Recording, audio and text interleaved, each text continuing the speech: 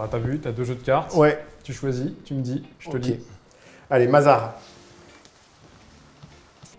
Ça va nous parler à tous les deux, ça. Un ingénieur dans l'audit financier, ça donne quoi? Ben, un ingénieur en audit financier, c'est quelqu'un qui est plutôt à l'aise avec les chiffres, qui est rigoureux, qui est curieux, qui va toujours chercher à comprendre. Et donc, ça donne, j'imagine, une autre manière de structurer sa pensée et son raisonnement. Donc, c'est tout à fait compatible. Je suis assez d'accord. Ça donne pas toujours les plus belles chemises quand on rentre chez Mazar. Je me souviens de ça, mais on a un peu évolué d'ailleurs C'est sûr que aujourd'hui. l'ingénieur a souvent une chemise un peu rose saumon, mais c'est que c'est fini le rose saumon et le vert pistache. Allez, hasard. Un conseil pour conserver une amitié sur 20 ans. Bah, tu peux répondre.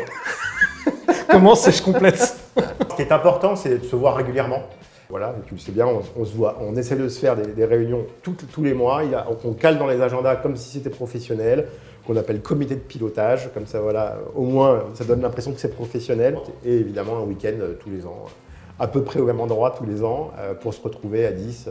Allez, hasard. Dans ton copie l'idéal, tu inviterais 3 petits points.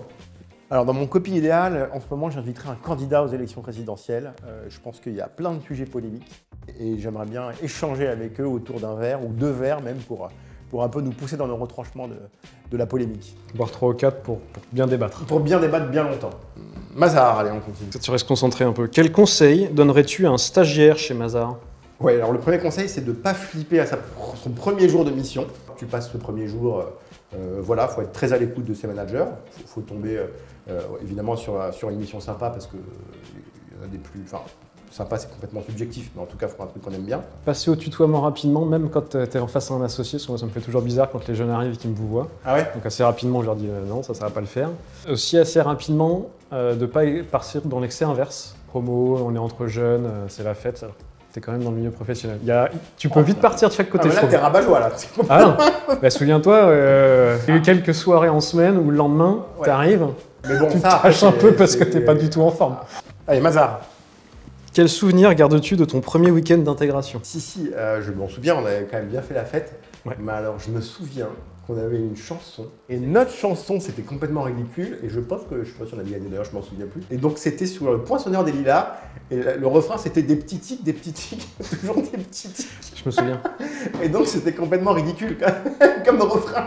Dans mon groupe, c'était le fric c'est chic. Le fric, c'est chic, ouais. Bah, nous, c'était des petits tics. Genre premier salaire, Ouais.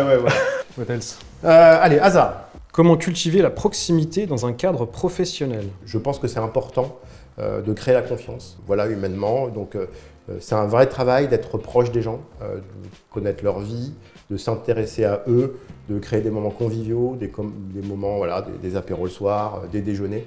Et je pense que quand on va bosser le matin, on a envie d'appartenir à un groupe, à une famille. Et c'est par ces moments de proximité que tu le crées, quoi. Alors, Mazar, on y va. Quelles sont les 3 compétences clés que tu as acquises chez Mazar? Naturellement, la première, c'est la compétence financière. Il y a la rigueur et l'organisation, mais des méthodes que tu peux appliquer à beaucoup de choses. Donc ça, je l'ai encore et puis je le transmets. Et puis l'exigence, parce que c'est exigeant très vite. En fait, tu as à peine 23 ans, tu es face à des clients. Donc ça, voilà les 3 choses que ça m'a appris, que j'utilise encore aujourd'hui. Je suis d'accord, j'aurais peut-être rajouté, mais c'est un en plus. Travailler en équipe quand même. Tu as tout à fait raison, il faut savoir s'adapter à la fois aux collaborateurs de la nouvelle équipe, puis aux entreprises dans lesquelles tu vas, aux clients. Allez, Mazar. Esprit d'équipe ou esprit de famille? Donc on va dire esprit de famille. Je trouve qu'il y avait beaucoup de bienveillance, beaucoup de simplicité, beaucoup de liens directs entre les divers niveaux. Donc moi je vois plus ça comme une famille. Puis on est rentré, on était déjà plusieurs à bien se connaître, donc ça a aidé à prendre le pas, à rentrer dans la vague facilement. Voilà, nous on a eu la chance de se connaître, d'arriver de 4 à se connaître, très bons amis, même coloc. Et même coloc. Donc c'est vrai que ça aide à créer cet esprit de famille et de corps, et je pense que ça nous a servi. Voilà, on nous disait même comment il fallait s'habiller, comment il fallait se coiffer. Donc ça fait plutôt un esprit de famille quelque chose. C'est papa qui te tape sur les doigts.